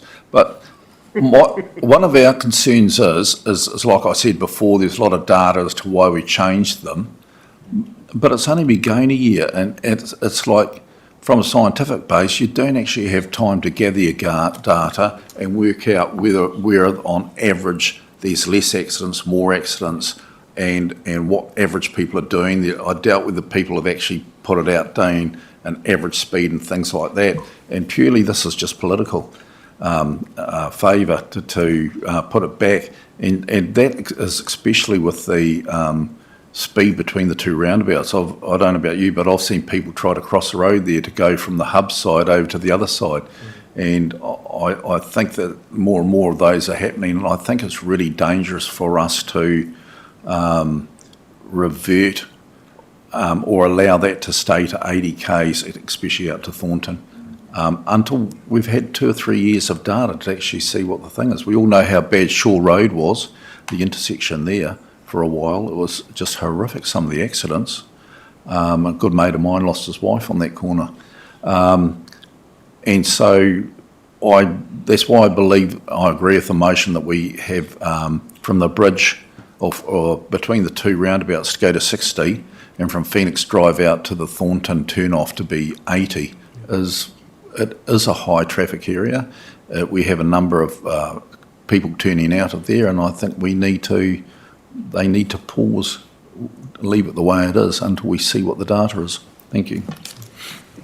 Thank you, Councillor Ringier. Remembering we're in debate. Oh, yeah, that's right. Fine. You had a. Well, I suppose in terms of the debate is that I'm going to support what Leslie had raised about, okay, so we get the routes, the future of Mill Road with that roundabout. Does that actually, would that cut that off from the 60, from the Bunnings out? Would it change, revert? Is it easier to revert it to the 60 at that roundabout? Because we've now added a component of another roundabout in the future of the thinking. So I'm just kind of wondering whether it changes. It would change. It's a possibility, I suppose. We could move. And whether we go through another process again to bring it back to the 60. That would avoid that. We could move the sign out to Power Farming, could we? So that you went from the bridge to Power Farming to 60 and then went to 80 from there. Is that a possibility? It's possible to include any comment in that additional comment section. So Okay. it's just based on what the majority of councillors want to see that threshold. if I may, if the roundabout was to be constructed at some point in the future, it would be very easy at that point in time to review and alter speed limits as part of that construction. So it doesn't necessarily have to be covered at this point in time. I just felt we didn't want to be locked into something, and then we have to go through a whole nother process. Yeah, but if that's not the case, then probably best not to confuse it right now, I guess. Yeah.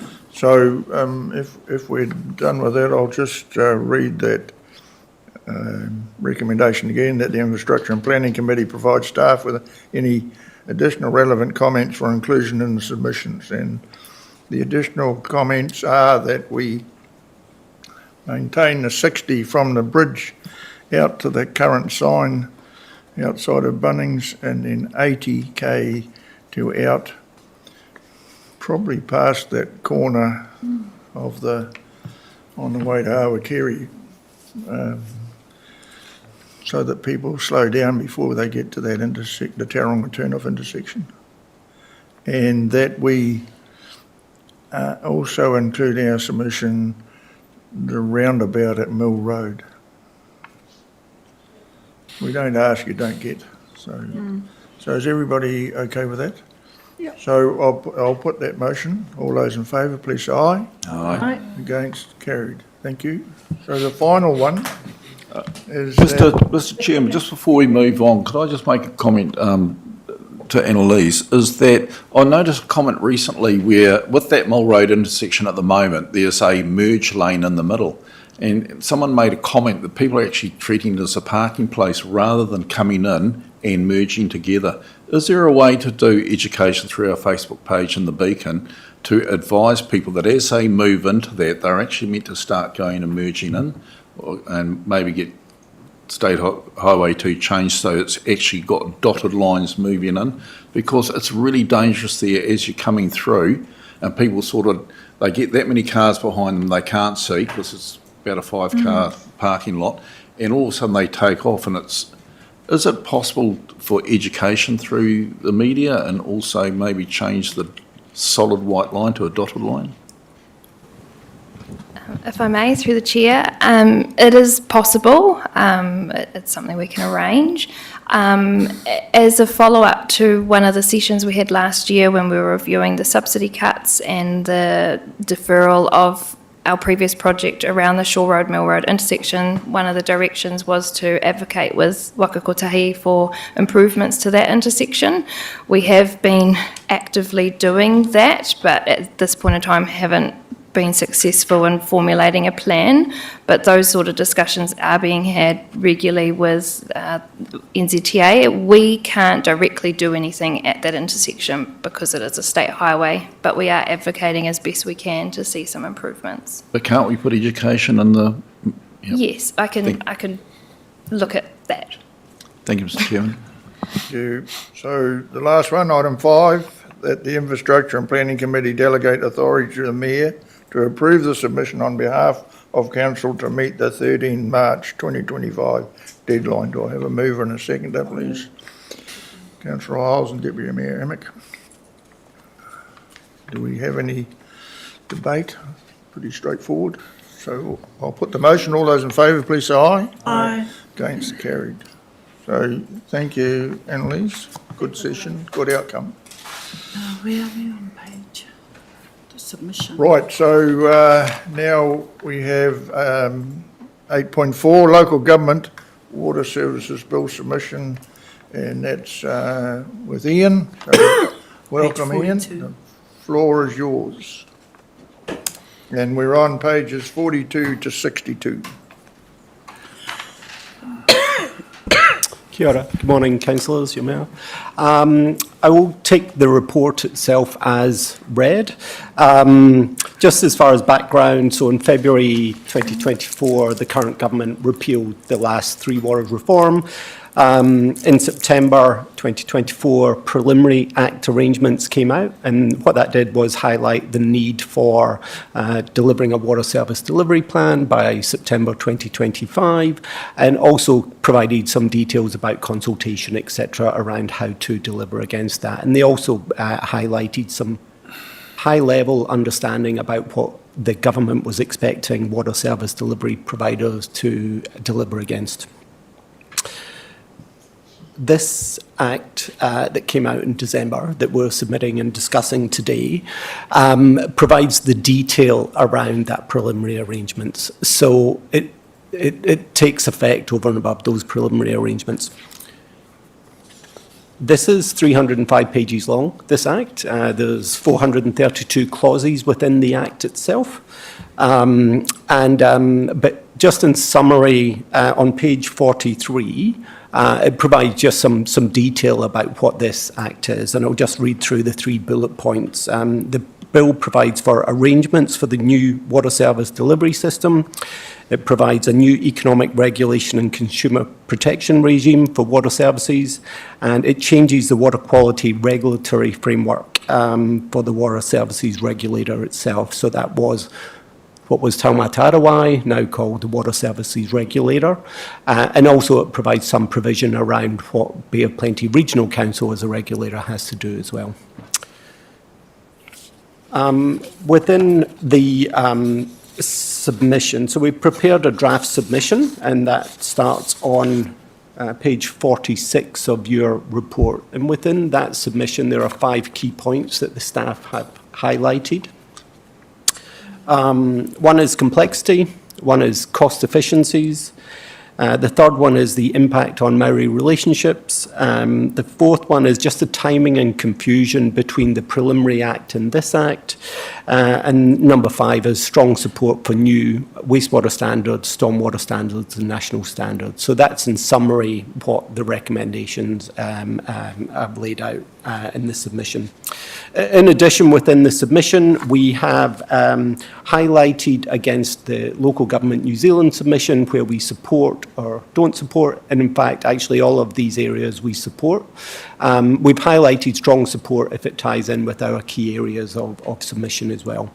So that's both for LGNZ, as well as Taiteora, and we had some information come through from Water NZ. So we've just highlighted the support for those areas as well. I'm happy to talk through our submission at a high level if you want, or I'm happy to take questions as well. Might come out in clarification, Ian. So, questions of clarification? Would Councillor Boynton? Sorry. Just on the page of the draft submission, it has Ngāti Tūhoi, so if that could just be corrected to Ngāi Tūhoi. Thank you. Goodbye. So the points you'd like to highlight in the high-level submission you're talking about, Ian, perhaps? Absolutely. So you'd like me just to step through those key points? Oh. Yep. Yeah. Okay. So everybody's comfortable with what the... Okay. Yep. Okay. Yep. Okay. All right, well, let's go to the recommendations in which are on page 42 of the agenda. And we'll take them all as one. So the item 1, at the local government water services bill submission be received, and that 2, the Infrastructure and Planning Committee approves the draft submission to Parliament's Finance and Expenditure Committee on the local government water services bill as attached in Appendix A, and 3, that the Infrastructure and Planning Committee notes the next steps. So I have a mover and a seconder for that, please. So Councillor Boynton and Councillor O'Brien. Any debate? Councillor Tanchos. I'll just make a comment, and it's really just echoing the comments people have made. I think it's a really good submission. It was a good read. I think you brought out some really important points. So, yeah, thank you. Thank you. Thank you. Thank you. Thank you, Councillor. If there's no further debate, I'll put the motion. All those in favour, please say aye. Aye. Against, carried.